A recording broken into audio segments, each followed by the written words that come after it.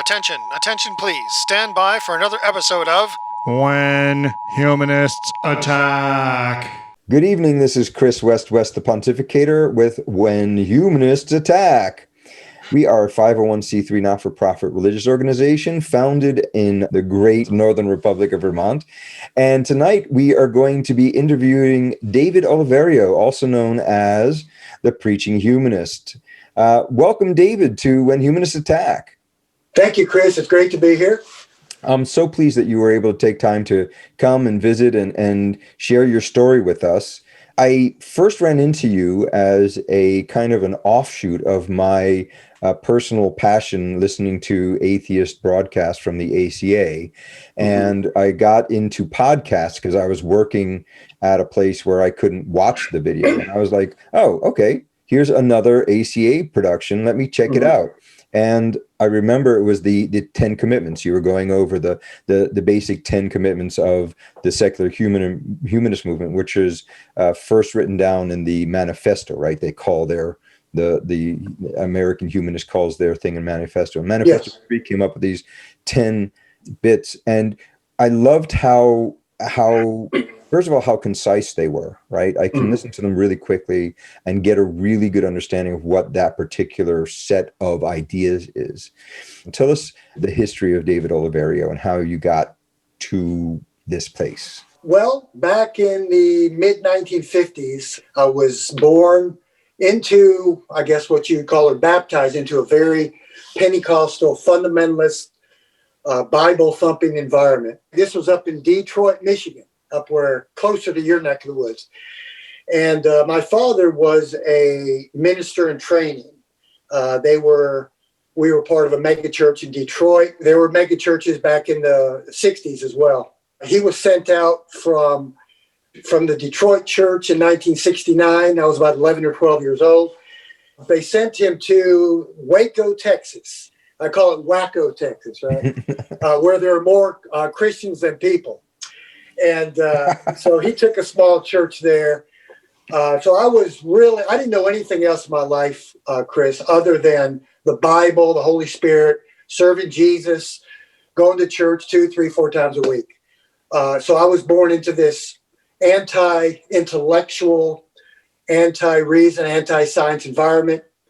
My father mocked the liberals from the Northeast. Portland, Seattle folks, California, anybody outside of the bubble of Pentecostal Christianity. Everything else was wrong. Everyone else was going to hell. So I was in that environment. So went through my teenage years, went through a few kid rebellious years. By age 19... That's a thing, right? The preacher kid rebellion is a trope. It happens often, and it's a very common thing. A lot of my friends, my buddies at the time, who became preachers as well, most of us went through that same thing. We're fighting for freedom, for autonomy, trying to get away from the 2 alpha male fathers we had. One, the fictitious one we thought existed, right? That alpha male controlling father, and the biological father who in that environment was very alpha male and controlling. By 1976, 17, how old was I then? 19 years old.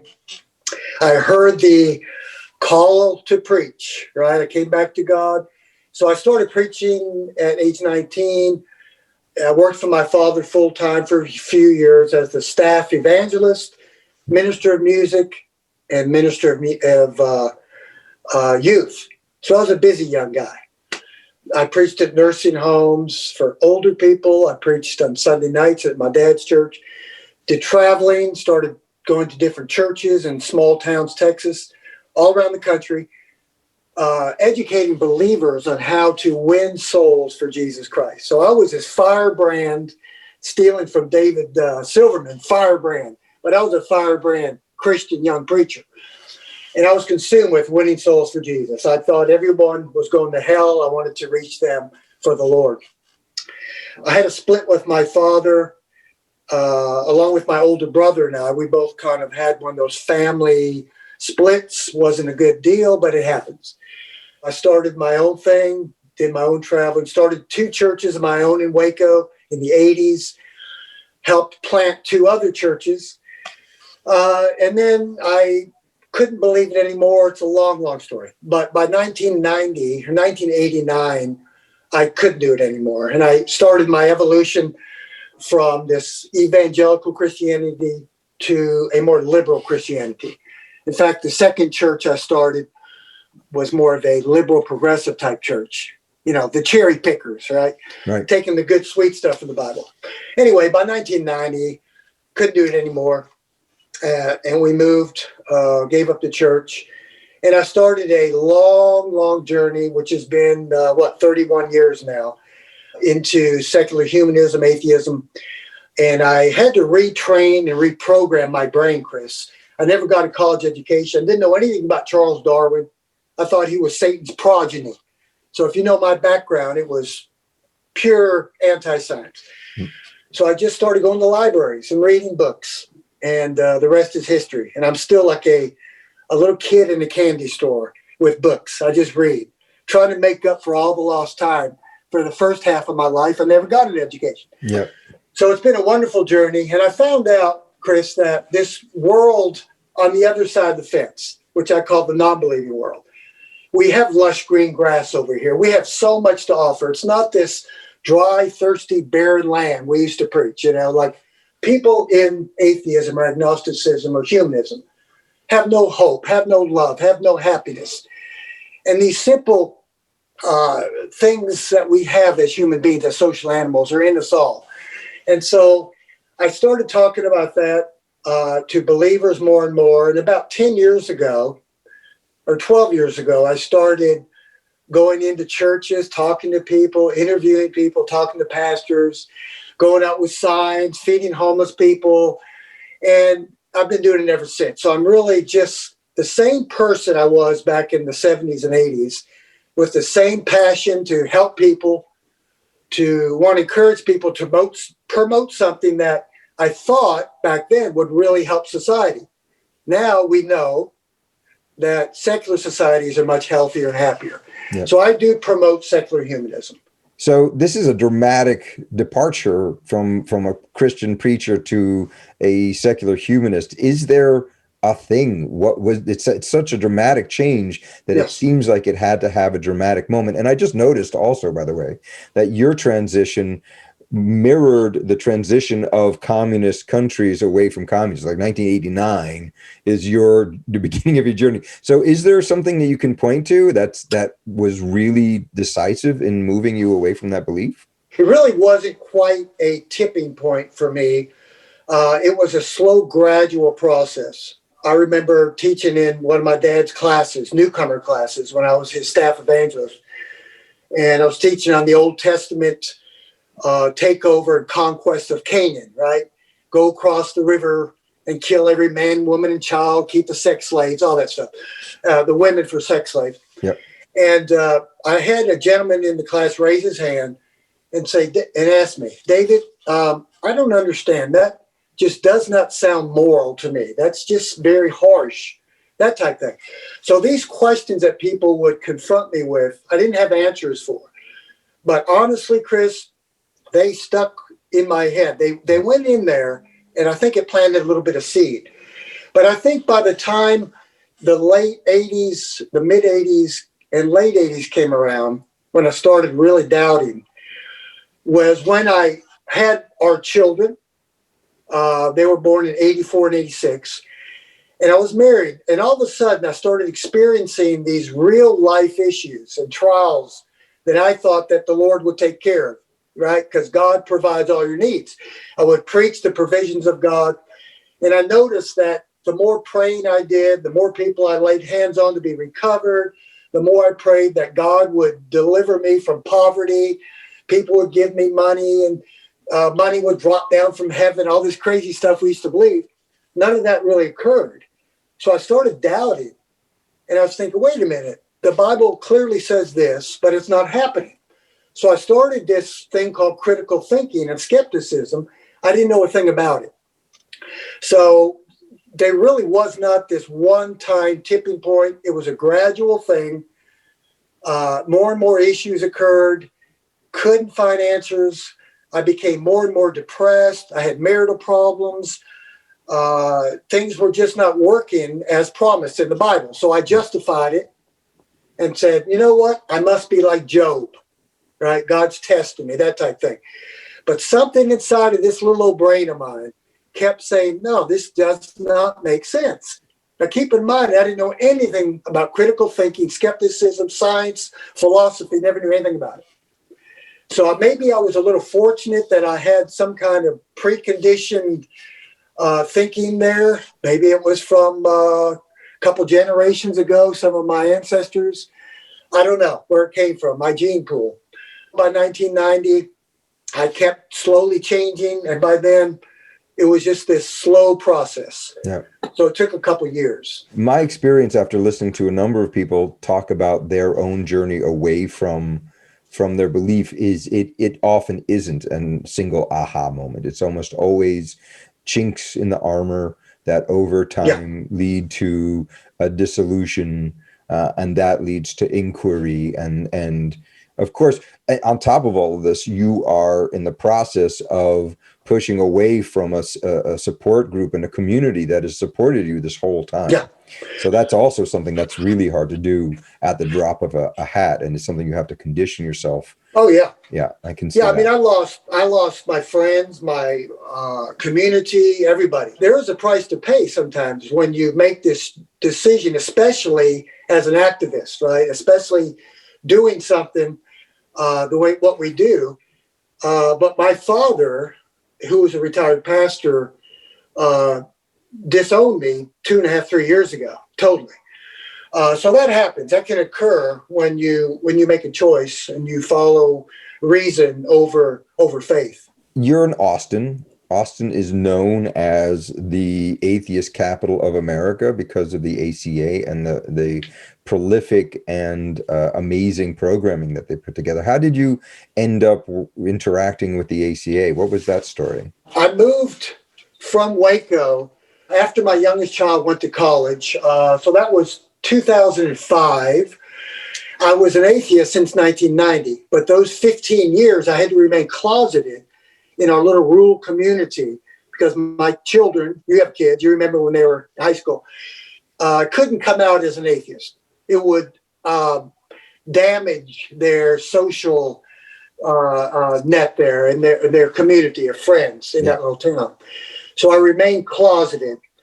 But as soon as my youngest son went off to college, I said, adios. I'm headed to Austin. I didn't know anything about the atheist community of Austin, but I always liked Austin because it was the blue dot of Texas. Right. I could be myself there, right, and be an atheist. But I'd never been around other non-believers or free thinkers, ever. The 15 years there in this small community, a conservative religious community in Waco. And I went and found an ad online somewhere about a meetup from a community called the Atheist Community of Austin, right? And they were having this large picnic or potluck, whatever. And I went, and it's the first time I'd ever been around fellow atheists, right? And I could be myself. It was a beautiful experience for me after 15 years of being a Christian. It's been a long time. First time I've been around atheists. And I'm sitting back there, and I'm Italian, Chris. I get a little emotional, right? Hey, I get emotional. And I get all teary-eyed, and I'm looking at these people, and I see them loving each other. I see them holding their children, having relationships with people, happy, moral, just like the church people.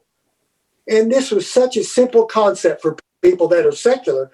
But for me at the time, I couldn't believe it. I did not know that this is what I was into. I thought this was beautiful, you know. That's when I first learned about ACA. So I connected with them. I started going to some of the meetups and meeting people then. And then I started traveling to different groups. I met some other groups from different cities and the other communities here in Austin as well. Yeah. Right. That brings me to an interesting question, because I remember during our chat before we set up the interview that you were talking about something called Oasis networks. Yeah. And that brings me to the whole topic of As the preaching humanist, and having been active in probably one of the most active humanist developments in the country, right? The ACA and that whole environment. What's your take on where we're at as a humanist society, or as humanists within society, secular humanists, and where do you think we should go? What do you think is the right development? Honestly, I think the secular humanist community has some things that we need to move into. I think we need to start promoting our message. We do have a message. I think we need to attempt to build communities kind of resemble what we came out of, many of us, especially down here in the South. I think that we need people to take leadership roles. And I know that I get pushback on this, Chris, because many people immediately have three major fears. Number one is dogma. We don't want to get into dogma. Number two, they don't really think we have a message. We want personal autonomy, the autonomy of ethics, individual autonomy, all the messages that I agree with. They're beautiful. Yep. We're also afraid of authoritarianism. Where I'm at, Chris, honestly, as I identify as a very strong atheist, but as my sign says, this is what I do on the weekends, right? I identify with more secular humanism than anything else, because it really is a progressive philosophy. It's what we believe in. It's what gives us, we can find meaning and love and passion in life and experiences with other people, shared values, morals, ethics, everything. Very similar to Christianity. Yep. Now, a lot of atheists don't like me saying that, but it's really true, because they are trying to do good. I tried to do good as a young preacher. We tried to reach communities. We fed homeless people. We did all the stuff that we thought would help society. Yep. I think that if we want to grow, we need to look past just arguing and debating all the time, which is good. We have the greatest, I just talked about this to the Cleveland people last Sunday. We have the greatest debaters, philosophical debaters, street epistemology people in the world here in Texas, in the atheist movement. And I'm just honored to even know these people. I can't even watch them because I get intimidated because they're so good. But that's not really my strength. I'm glad they do that. And it's very important that they keep doing that. But I think we need to move and add something to that, which is it's time to promote and not be afraid of authoritarianism, dogma, and giving our message. Otherwise, we're just going to remain as these little secular social clubs. I say that carefully. Secular social clubs are all around, little humanist communities. I know a lot of them. They're awesome people. We need these communities. We need to find people like-minded, do things together. I'm all about that. But we need to also get a little fire in our britches, like I used to do as a Pentecostal preacher. We need a little more passion. Now, true, we don't have the motivation of heaven to please God. We don't have any of that as atheists and agnostics. But we have something so valuable in humanism. And I talk about the progressive values of humanism, the freedom, the equality, the consequentialist ethical system, and the altruism, all the stuff that I know you do as well. Yep. So we got a message. We just need to get out there and do it and not worry about being too Christian-like or too much like church, because I do not throw the baby out with the bathwater. Yep. I keep that sweet baby, which works, which I used to do, and throw all the dirty bathwater out, because there's a lot of dirty bathwater in there. Yep. Right? You spoke for a moment about angry atheists, and this is a certain real trope in our community. And one of the things that the angry atheists don't get is that the Christians have got the community thing down. They understand people are social animals. They need to hang out. We need to be able to celebrate these rites of passage together. In this moment, we need to create communities that see filling those holes as not just something that Christians do. I almost said amen. I mean, that is, I'll give you a double thumbs up. I mean, that's my passion. We also need proper leadership. We need leadership that have passion, vision, it would help for people that have been there and done that. Now, when I started that first church back in 1983, I mean, I would pack them out, not because of me, because people love that stuff, like you're talking about. We had happy music, right? We sang to Jesus. People came Sunday mornings because they were going to meet their brothers and sisters in Christ. They find their friends there, their community, a feeling of belonging and identity, right? Yep. They hear a good, positive message. Not all churches do that, but a lot of the good ones, the smart ones, give optimistic messages, right? Yep. And we lack that. We don't have that. We have PowerPoints, which is good. We have science, which is all good.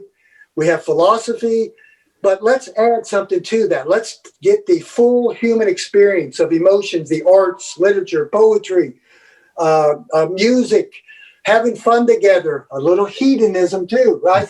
But within these communities, especially down here in the South, Yeah. people relate to this. I meet people out there every weekend holding up my signs that used to be a Christian. They now identify as an atheist. You can see my passion here, Chris. You Yeah. get me going. The fire in the belly. That's why we're talking, David. Oh, man. And they come to me every weekend and they say, I can no longer believe in God, but I don't know what to do now. Right. I don't know where to go. So I pass out, as you know, my cards with all the Austin secular communities, all 5 of them, and I promote them all. They're all good. They're just a little different flavor. We need that unity in the community. Their websites. Just think of me as an old evangelist like I used to be, right? And then I have the national secular groups on the other side of the coin. All the great organizations we've all learned to love, American Humanists, American Atheists, Freedom from Religion, all of them, right? Yep. Foundation Beyond Belief. Yep. And then people don't know what this is. What is humanism? I even got one of my definitions, but you got all these different great descriptions of humanism. People don't know. Even atheists come up to me and go, what does this mean? What is this? You know? So there's a harvest field out there. And what I used to preach as a Christian, the harvest is plentiful, the laborers are few. Yep. I feel the same way now. They're out there everywhere. They've already fallen from the Christian tree. Science, reason, education, they can't believe it anymore. They become non-religious. But a lot of those people don't become atheists. We know that. They gravitate towards some New Age spiritualism or some other irrational belief. Yeah. So we got to get them into some rational, science-based humanist communities where we can do what a lot of the mega churches do. And I'm telling you, I go in those places and I talk to them. I think that's the awesomest thing in the world, that you actually go into churches as a secular humanist and talk to people. I interview people. And you know why they're there? Most of them? My friends. We have a coffee shop. We have breakfast burritos, the music, community, everything. Yeah. The reasons that we get together as people anyway. But on the secular side, there are no nodes for getting together for that reason, right? The secular nodes have always been, let's go out and have a good time, or let's go to a museum.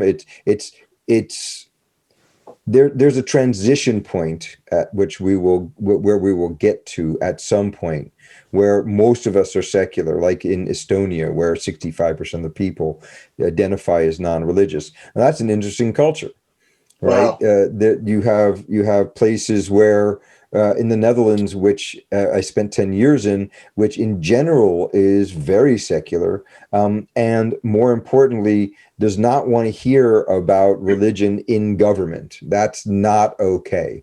As a religious person, you can hold office, and you can even say, here, I'm a member of a religious political party. And you can even say, I think it's important that in the platform we do these things, and the reason I want to do those things come from my religion. But you cannot start spouting anti-scientific stuff. It's not acceptable in those societies anymore. Yeah. So I agree completely. What is this Oasis network you spoke to me about? Oasis is a secular network of about 13 or 14 chapters nationwide right now. A former Christian preacher started it, who's an atheist. This guy who started it knew how that works, taking that same system for non-believers. They started probably 9, 10, 11 years ago, and it's grown. The Houston group grew up to maybe 200 people on Sundays.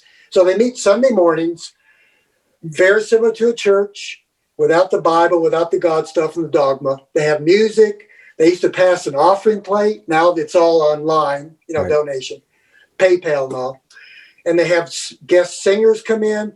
They have a talk. I've been there many times. I'm one of their regular speakers.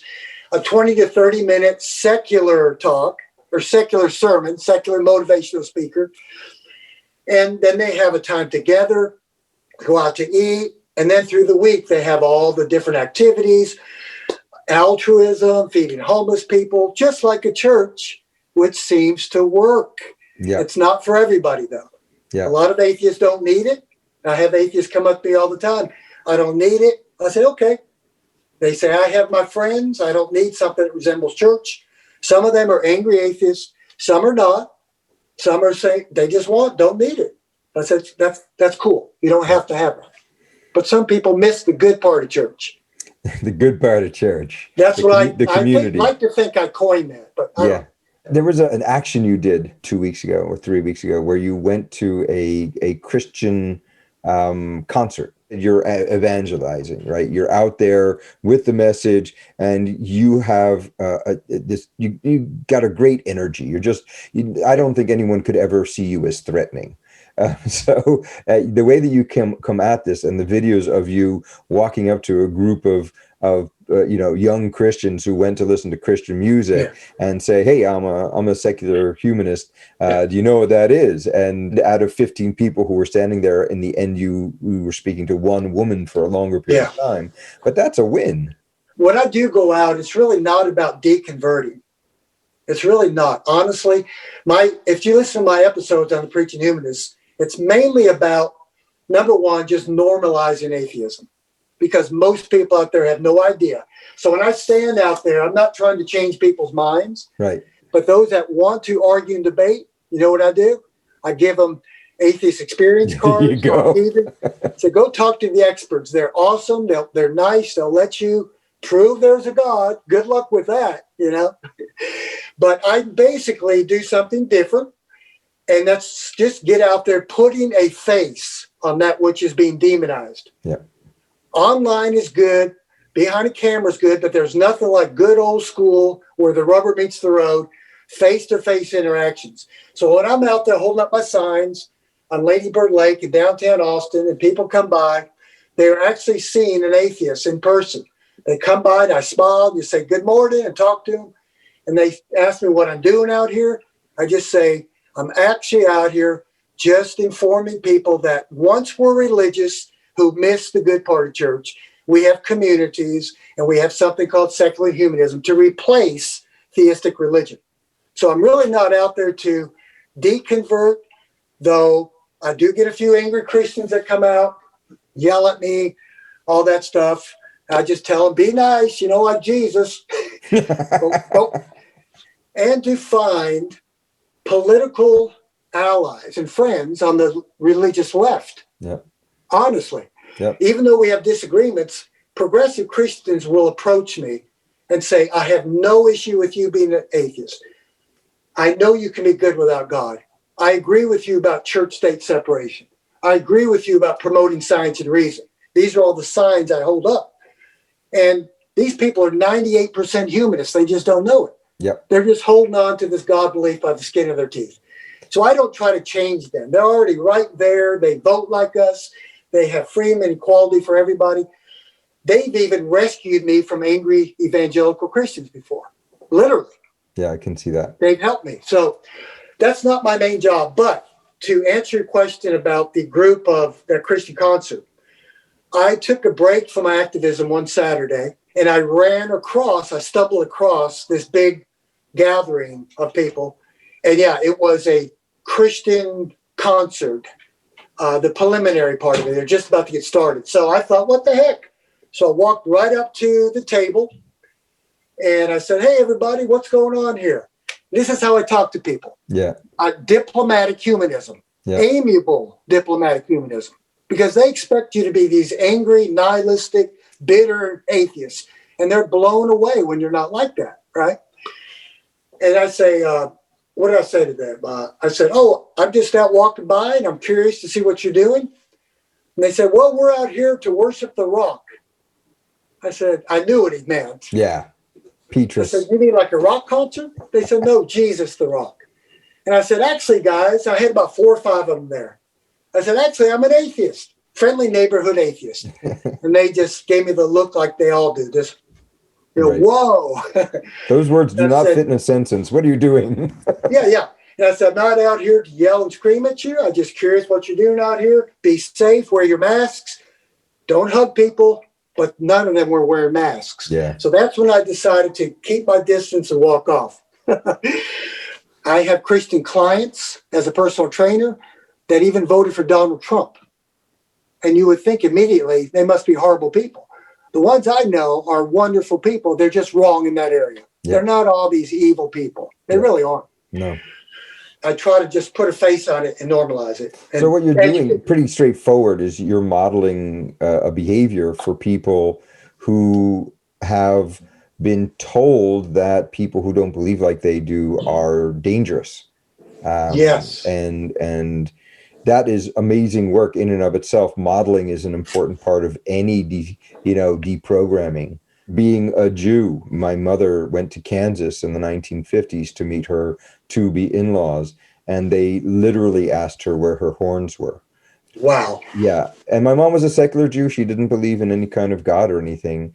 But the fact that people can, with an honest face, look at you and say something like that means they've just never been approached by a person who challenged any of these assumptions they've been told without any evidence, right? Absolutely. Yeah. Yeah, I just think that's the best way to approach it. That's just for me. Yep. Because we also need the people over there that are really good at challenging them and debating too, right? Absolutely. Yeah, I mean, it's both good. I just see it as a secular wheel, like a wheel with spokes, right? We have a lot of spokes in our wheel for debate, street epistemology, science, philosophy, all the great things that we need, right? Yep. We're found grounded and rooted in science. But I don't see a lot of spokes on this side of the wheel. It's a little bit imbalanced. So I'm just Right trying now. to bring a little balance to it. Yeah. And support each other, work Yep. together. I think it's very important. So one of the things that we do as When Humanists Attack, we're trying to develop this in a way that gets across from the insides of our brain to the outside of the world, is that we're kind of tricksters. We're kind of interested in using humor to highlight the things that are right and wrong with society. And when we were first interacting with the 10 commitments of humanism, one of our cohorts, Vincent, said, "Well, they're missing a couple. This is also serious. I mean, oh my gosh, you want to talk about..."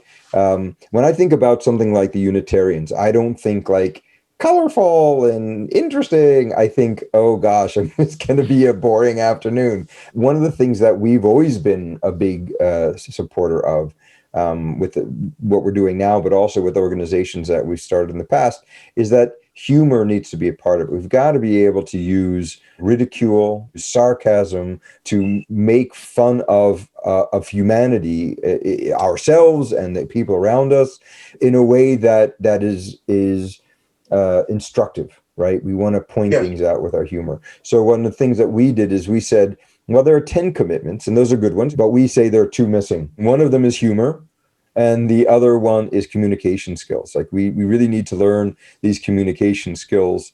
Most people who are good at it learn like you did when you were learning to be a preacher. No one sat you down and said, "This is how you connect with people." Now you watched your dad do it. You learned it yourself. You honed your skill during that practice. But these are skills. These are things that people can learn.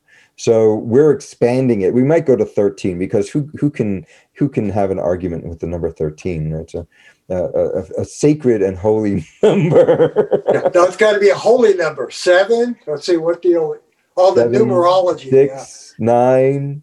In the end, I love looking at different cultures and seeing what holy numbers are for them, because in China, 8 is the holy number. and 6 is the bad number. So when cell phones started coming out, you would sometimes see people paying $1 million to get a phone number that was 888-8888, and they were like trying to get away from the 666-6666. These cultures all have different points of view about it. And what was it? I remember very clearly listening, I think it was Christopher Hitchens, who was saying, I think that religious education should be mandatory in all public schools. Just teach about all of them. It's the best way to make atheists. That rapier wit that Chris Hitchens had, that I'm never going to get anywhere near because I don't have that brain, is something that oftentimes is missing in that whole debate, in that whole, I'm going to hang up on you kind of thing, the angry atheist. Now, I'm angry, but I'm not angry the whole time. I'm angry about certain particular things. And we should be. Yeah. I'm certainly. Mostly the injustice, the lack of scientific reality. I have great debates with my relatives who I'm still in touch with, who are very, very deep believers in what you grew up in. I had the fortune to grow up in a secular family, so I never had to disbelieve it. I did go through my own journey. I did believe in God. I did go through, with my parents' blessing, God bless them, that they thought it was okay for me to go out and find my own path and to decide what was good or not good. And when I said, I'm going to go to church, they're like, okay. Wow. Well, dude. So I had a very privileged place. I don't have anything to recover from. But at the same time, I do think that as a secular humanist, we need to be out there. We need to be building these communities. And we need to start really moving forward on reclaiming that space. And I think you're just a primary example of the way to do it right. You were spared the hardcore indoctrination. Yep. So you didn't have to go through that very arduous, painful journey that, oh my gosh, I run into people all the time out there that have been divorced, they lost their children, the whole family's over it. So that's another argument for these communities, is to house the hurt, the wounded. Yeah. Sounds like Jesus, Yeah. but that was a good part of the Bible. And by the way, when I talk about this stuff from the Bible, these are all humanist principles, as you know, all predated Christianity. Believers don't understand this. Yeah. When I tell them, hey, we have things in common, the golden rule, and they go, yeah, you got that from the Bible. Yeah. And I have to explain to them, there are many versions of that predating Christianity. It's just humanism from humanity, not from that. So there was a great quote that I'm reading, Bertrand Russell's History of Western Philosophy, and there's this great quote in it. There was a group called the Atomists, who were these people who believed that the world was made up of these discrete particles called atoms, and that there were no gods. And here we are in 495 BC, and the city of Athens passes a law making these people illegal and banishing them. And then Bertrand Russell writes, and that was the end of the secular movement until the Renaissance. It's like 1,000 years. If Athens hadn't kicked the atomists out and they would have been able to flourish, we might have had the scientific method as we had it in the 1600s, 200 years before Christ. Absolutely. This was just we're not going to let you say there are no gods. So the rest of it's out the window. We were so close. Wasted years. Yeah. And the wasted brains. Imagine a Thomas Aquinas wrapping his head around something other than how many angels are on the end of a pin. What's the pain that someone has to go through to persecute another person, thinking that they're doing what their God believes, and then maybe realizing that they're wrong? Yeah. Well, it depends on if they take the scripture literally. Like, scary thing is, some people still do, right? Oh, a lot. But the good news is a lot of these believers are on their journey, and they're throwing out the concept of hell. I talk to these people. My own children, I don't think they're watching. I love my kids. They're in their mid-30s. They're still very Christian. My son thought about being a minister, but he's changed. He used to be one of those that believed in the concept of hell. He's now evolved. They're both college educated, both my kids. We talk about this often. We have great talks. I told him about what I do with humanism. He loves it. He's one of those Christians that are very progressive and liberal. He thinks we can all get along. But he still believes in Jesus. And Jesus is what puts goodness in humanity. Whatever. But outside of that, we're very similar. But the good news is more and more of these people are coming our way. They're peeking over the fence. We just need more of us to help these people and show them, hey, come over here and look on the other side of the fence. We have some lush green grass over here, just like you guys do, but in the realm of reality. Our God glasses are off and, hey, reality, It's not that different. It's a wonderful life. That's what I try to portray. People have called me an idealist. Maybe so, but I try to be rational. I want to give this thing a try. I want to try to build humanist communities in a way that I know used to work. I still think it does. These mega churches are packing them out. I talk to these people all the time, and they have everything that humans are looking for. We can do the same thing minus the crap, the thorns and thistles, and the dirty bathwater. What is it that Christopher Hitchens used to say? All those dead bodies do get in the way. Yes, I get rid of that. Yeah. Well, David, I could talk to you for hours, but I think we're going to wrap it up. I urge people to look up David's YouTube show. Okay, I get it as a podcast on Spotify. So the ACA has obviously made them available in both ways. But if you go onto YouTube channel and look up the Preaching Humanist, you'll get David's channel. You can follow him on Facebook. He has a Facebook page. He's often posting up there. And it's been a pleasure speaking with you, David. Thank you so much for joining us. And I hope to work with you on spreading the not only the word of humanism, but modeling humanism for others who don't believe, and for helping to create that other place for humanists to go when they're looking for community, when they're trying to find that church replacement. Well, the actor in you is coming out. You did great. Yeah, great. Thank you so much. And this is Chris West, the Pontificator, with When Humanists Attack. Until next time, have a great day. Thank you.